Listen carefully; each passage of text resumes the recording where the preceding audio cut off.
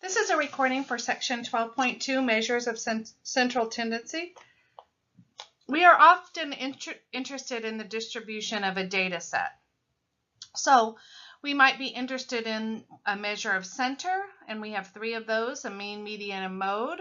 How spread apart the data values are, the range and standard deviation, and the shape of the distribution. Is it skewed? Is it roughly symmetric? Is it uniform, etc.? In this section 12.2, we will cover the measures of center, which are the mean, median, and mode. The mean is our traditional average, what we think about when we find our average test scores. Right, we add them all up. This capital sigma stands for summation. We sum up all the data values and we divide by the number of data values. In statistics, N always stands for the number of data values, i.e. the sample size, etc. So, so find the mean test score. So, and the mean is abbreviated X with a bar on it, so you read it as X bar. So the mean test score here is we add up our, of course, our 4 test scores and divide by 4. All right, so add those up, 78 plus 85 plus 72 plus 80, and that should be 315. 315 divided by 4. The average test score is 78.75. Just watch at the end of your question whether it asks you to round or not. Since this one didn't mention rounding, I am going to keep them all. So you can have single data values and find the mean. You can also find the mean of a frequency distribution, and we discussed frequency distributions in the last section. The table shows the students' responses to the question, how stressed have you felt in the last 2.5 weeks, on a scale of 0 to 10, with 0 being not stressed at all and 10 being as stressed as possible. Use a frequency distribution to find the mean of the stress level ratings. Now, the one thing that you don't want to do is like add up all of these frequencies and divide by 11. You have to take into consideration that 0 happens twice, right? So if you were actually going to list these out, the frequency tells you how many times 0 happens. 1 happens once, 2 happens 3 times, 3 happens 12 times. So you could list them all out if you had to, but we don't want to have to do that. But what we want to know is we want to know the total number of people that were surveyed, right? And so we would have to add the frequencies together. So go ahead and add those up. 2 plus 1 plus 3 plus 12, 16, 18, 13, 31, 26, 15, 14. So I get 151 when I add those up. That is the total number of people. So when I calculate my mean, I'm going to divide by 151. Now, I don't want to have to write out 0, 1, write out 3 2s, write out 16 4s, etc. What you can then do instead is just multiply. We have 2 zeros, 1 1, 3 2s. So that's really 6, right? A total of 6, 12 3s, etc. This is how we would get the total. All right, just pay attention to the data set and see what makes sense, right? If you have to write them all out, you can, but you should just be able to think about multiplying them together.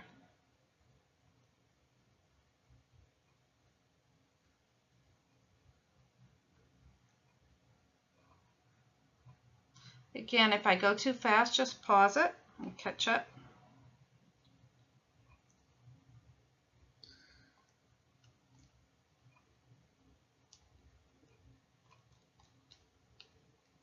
If you have the TI-30X11S, you can do all this in one step. You don't have to get the individual products. You can just do times and then add the next one on. If you do that, you should get 975. So that is the total, 975 points divided by the number of people surveyed will give you the average. Divide that by 151, and it doesn't tell us in MyLabs Plus. It would tell you where to round. I'm going to go out 2 decimal places. It's 6.456, so I'm going to do 46. All right, so the average stress rating is in here between these values, which kind of makes sense because there's a lot of, even though it's further down here, there's a lot of people down here that have like 8 and 7, right, which pulls up the average. And see if your answer makes sense. If you accidentally added up and said there was 11 data values divided by 11, you wouldn't get an answer that makes sense because this is a stress level, right, which makes perfect sense. So that is the mean. We add up the data values, divide by the number of data values. If you're given the frequency distribution, just watch it.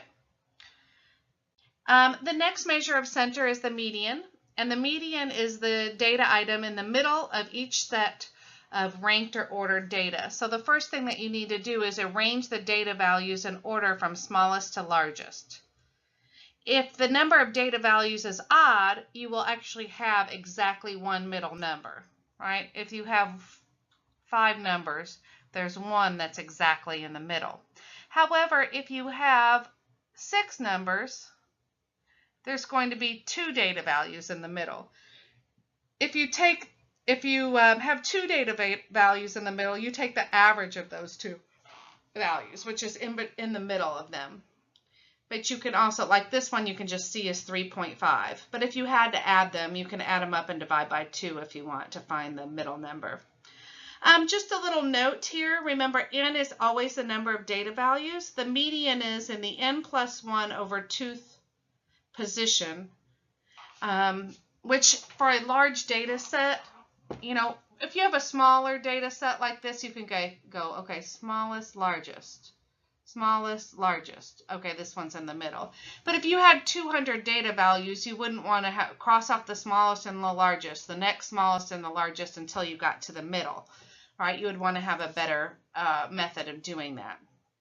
So that's why we might use this, that the median is in the n+1 over 2th position.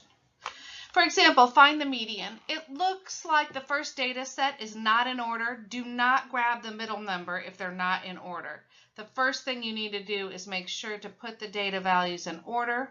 84 is the smallest, then 88,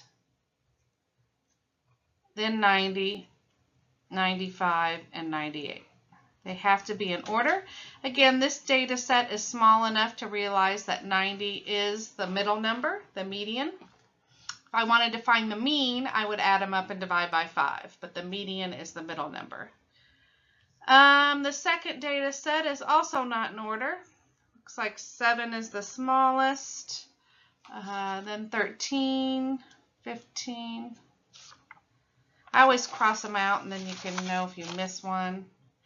You can go back and put it in there, 25, 28, 34.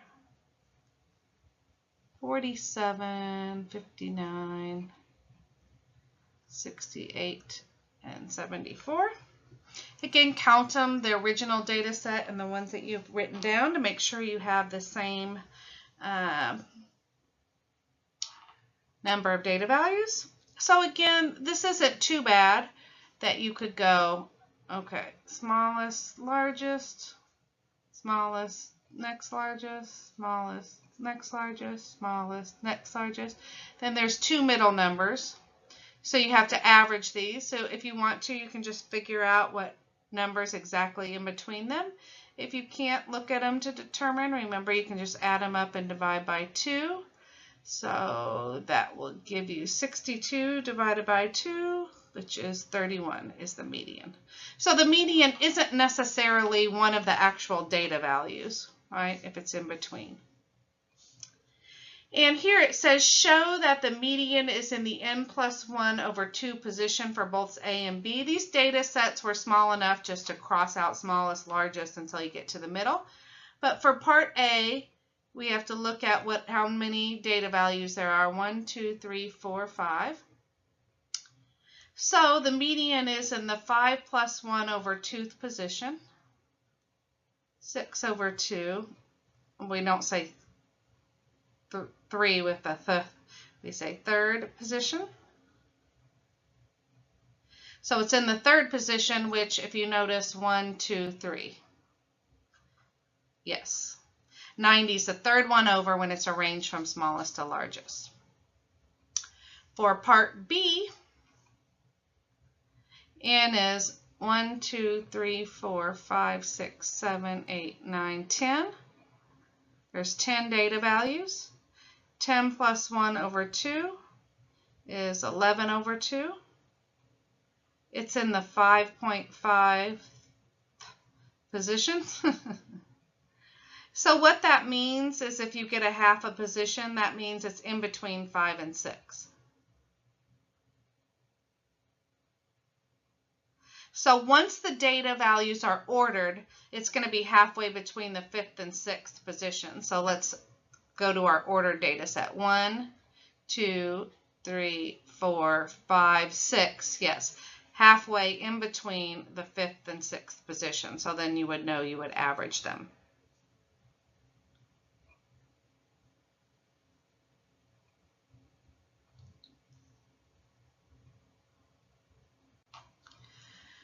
Again, if we have a frequency distribution, you have to watch the median because the median is not going to be right in here, like halfway in between. Keep in mind that this means that there's 26 eighths, right? 13 sixes. So the median is not going to be halfway here.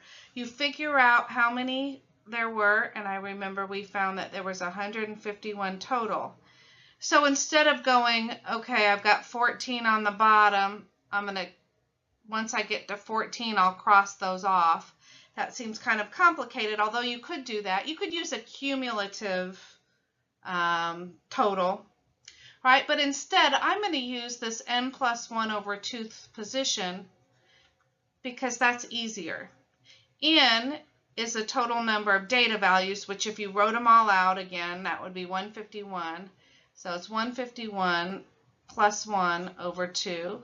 So it's 152 divided by 2, and 150 is 75, so this should be 76th position.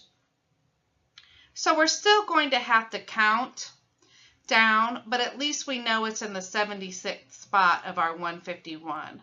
So over here, that's what I'm going to do, a cumulative amount over here till I get to 76. So there's 2 data values, another 1. I'm just going to add to what I had previously had, right? So now I had 3, and I'm going to add to that another 3 to get 6.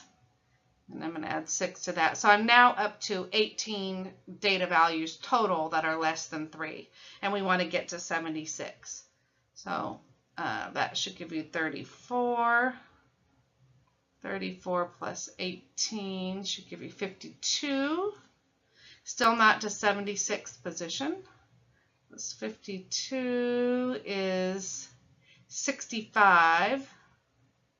But then when we add 65 to that, we're way over 76. So we're at 96. So you can see that the median is 7. Right, the 76th position is somewhere in among those 31 numbers.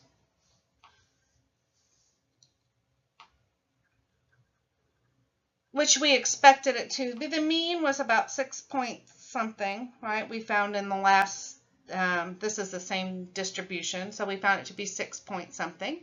So median of 7 makes sense, right? The middle data value.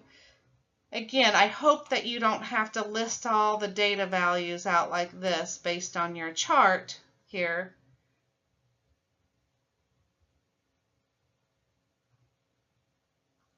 All right, hopefully you can just think about what that means over there.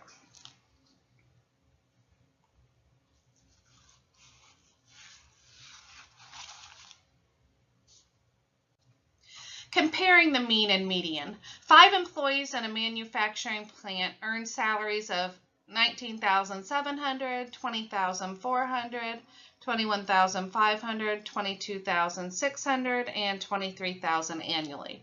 The section manager has an annual salary of $95,000. Find the median salary. Well, these actually are in increasing order. 1, 2, 3, 4, 5, 6. So we know that the median is going to be, there's an even number of data values, so there's going to be 2 middle numbers, right? And so if we kind of go this one with this one, this one with this one, these 2 guys are the middle numbers, and so we average them to get the median. Just pay close attention that they are in increasing order. So that looks like that should be what, 44,100 divided by 2, which should be 22,050.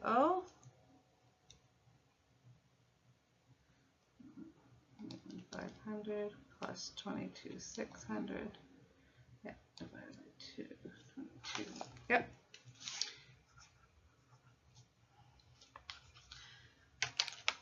So that's the median, the middle data value. Find the mean. The mean is when you add them all up and divide by the number of data values.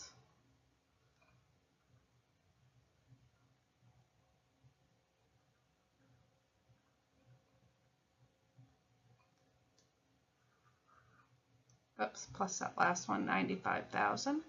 There were 6 of them, divided by 6. So we add those up. 19,700 plus 2,400.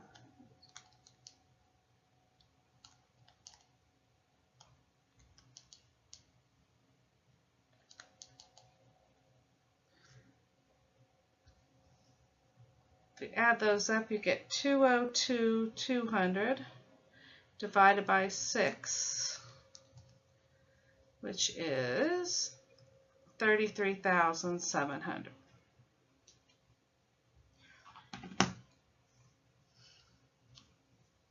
Part C says, which measure of center gives the typical salary at the plant?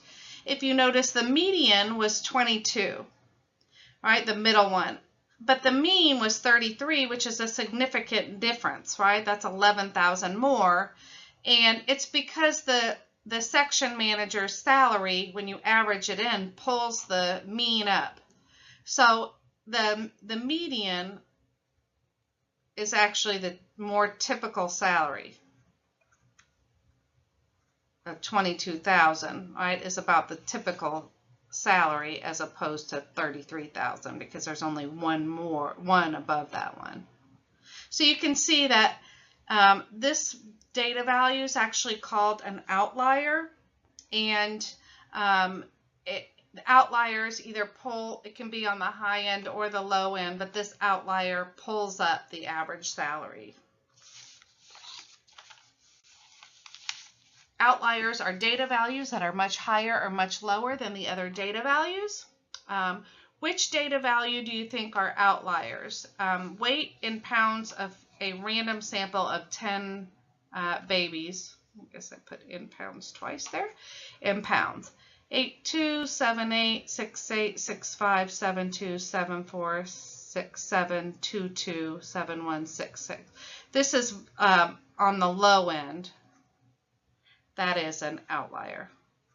It doesn't fit in the overall pattern. You will find that some statisticians, before they calculate any statistics, they chop off, say, the top 1% and the lower 1%, because they don't want any outliers making the data, making the statistics look different, right? Because all it takes is one extremely high value, and it throws off the average. I even remember once I was collecting data on heights of the student in the class in inches, you know, and someone put down 200 inches, and then when I took the average height of the class was 7 foot tall, which didn't make sense, right? So sometimes you have to look at those and toss them out before you compute any statistics.